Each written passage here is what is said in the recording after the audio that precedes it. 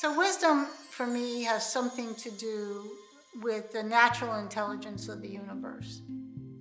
What do I mean by natural intelligence? How do stars know how to be stars? And how does iron know how to move oxygen in our blood? And all these mysteries that create all this beauty and intelligence. And so for me, wisdom is timeless in that sense. I'm talking about something that's fundamentally bedrock to what is. I have a formal definition that's more of a Buddhist or Eastern practice, and then I have a more embedded way to talk about wisdom. And so I'll talk about wisdom in the more embedded way first. And this is true for both. You can't ever teach wisdom. You can only do something which makes you wiser.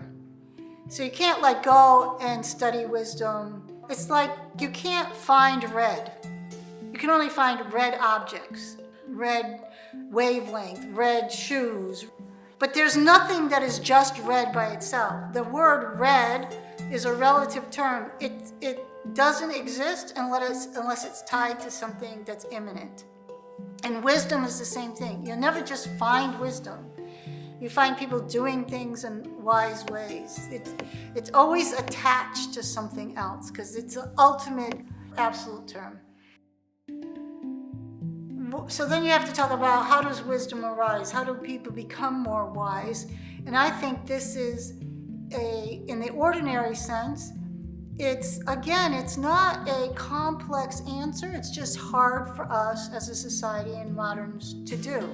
So for example, years ago, you could be a doctor, a general practitioner in your community, and through that career become very wise. You could be a school teacher for 30, 40 years in your community and become wise because you see the rhythms of life.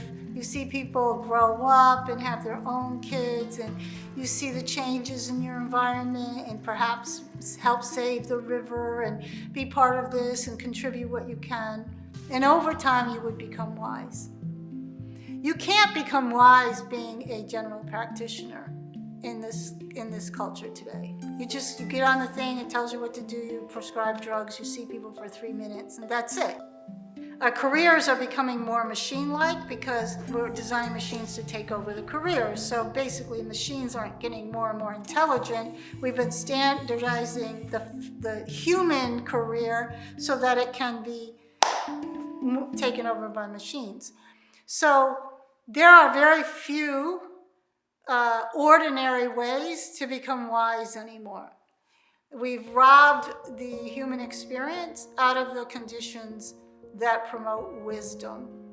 You can be a gardener and become wise, but it takes a long time to debunk all the things that you have to unlearn. So what does wisdom require? It requires a deep curiosity and intimacy with something such that you take what I call voluntary obligation toward it, which is called a vow. And so you're in it for the long haul. And you don't have expectations, and you don't have prejudices, and you don't have a lot of preconditioned learning. You want to understand in this deep level. I tell people it took me 30 years to understand what a horse is. It sounds trivial, but it's actually very true. And so you could be a woodworker. There are people that understand the grain of wood and make violins. They don't just learn how to make violins. They learn how the wood grows, and it depends upon the soil texture and this and that. Anything that you are determined to be intimate with will lead you to everything else in the universe, and you will become wise. So this is a matter of human design, social design. It's not complex, but what's very difficult is for people to make a voluntary obligation in order to reinstate this wisdom culture in our culture. So anybody that is teaching wisdom is highly suspect. And the last thing we need to do is to have wisdom teachers be a kind of career that doesn't allow you to become wise. So it doesn't look like 100 million hours on YouTube. It just doesn't. because wisdom is attached to these fundamental ways of living and these experiments. Like if you take a voluntary obligation or a vow to something, you're going to fail and fail and fail. And so then you have to be curious and imaginative because you're not allowed to give up. And so for me, that's what I see wisdom. If you want a more ordinary social definition, then these are not exclusive. But if I teach wisdom as a more of a spiritual practice, then I have a little formula for it. Now, the formula doesn't make up for what I just said, but if you're going to try to accelerate the process and you need support, then I have a formula. And so the formula is, it has 2 axes. It's just a heuristic. So you have effort, and you move from effort to something more effortless, like a chef. Like they just know it needs this much more salt. They'll listen to something boiling, and the sound of the boil will tell them when it's done. Like it becomes effortless because it's so intimate with you. It's a part of your sixth sense. It becomes part of your sensibility. So you move from having to put effort into things to having it become less effortful. So there's more spontaneity. So that's one thing we can expect. But then there's 2 parameters that are part of this journey. And one parameter is that you have to be able to be with what is actually happening. So you have to be able to see that the tomatoes aren't rotting, or that if I don't give chemotherapy to this older woman, she'll have a better life. I mean, you have to try to really be present to what is and be realistic about that. And this at first requires effort because it's painful. Many times what we believe is so we don't have to see. And so in the kind of world we live in, when we can be made aware of a lot of things that are happening, actually happening, this part of the formula can become very claustrophobic because we tend to know a lot about the cool things that are happening, but it can overwhelm you to get really, really in a place where you can face what is actually happening in the world, because there's so much pain and so much suffering, and we're complicit with the pain and the suffering. So that's one axis. But you also need the other axis, which is that there's always enough choice. There's always enough possibility for choice. So once you're getting claustrophobic, you have to have a practice so that you know there's enough space in the universe to act and to choose. So that's the spacious choice piece.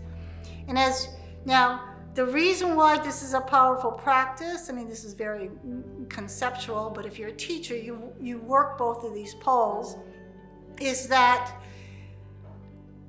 when you know there's always choice, and when you know what actually is the case, you see the causal properties of the world really.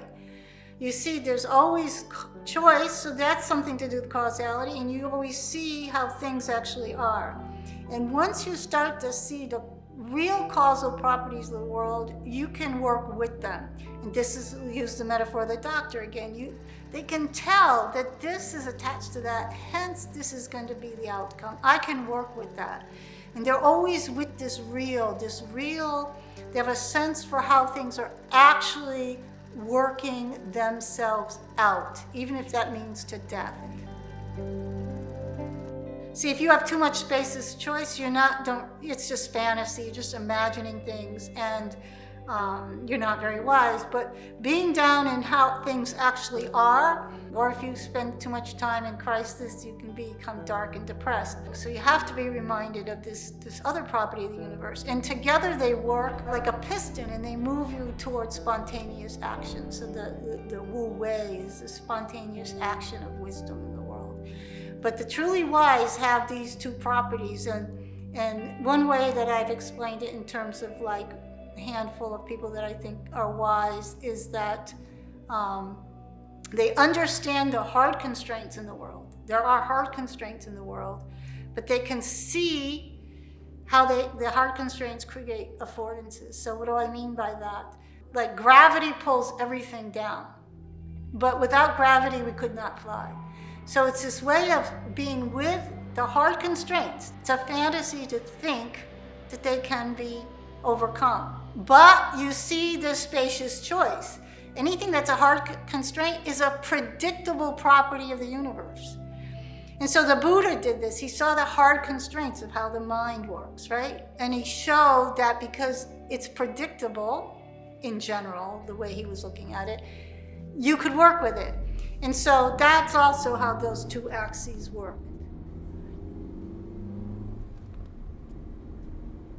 So what I'm just going to say is that when you use that word, I pivot to a different metaphor, a different way of understanding it. And that is my Mipham poem, which is always my go-to definition of love. And Mipham was basically a genius young guy who read like all the scholastics by the time he was 9. He was obviously a polymath.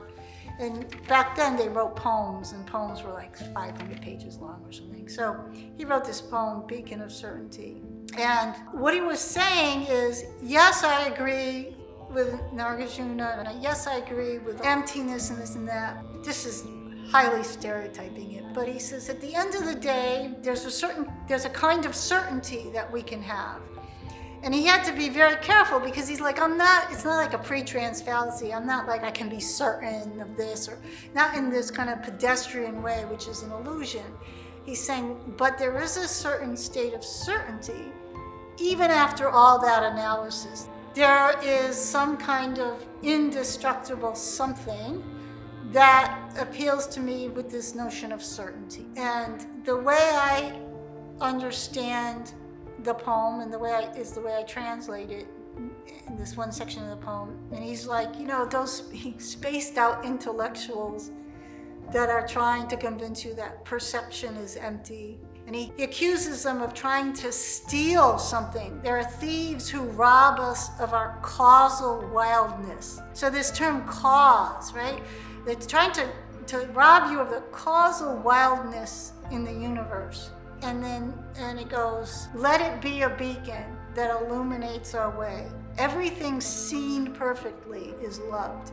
And his claim was that if you could see perfectly, everything seen perfectly is loved.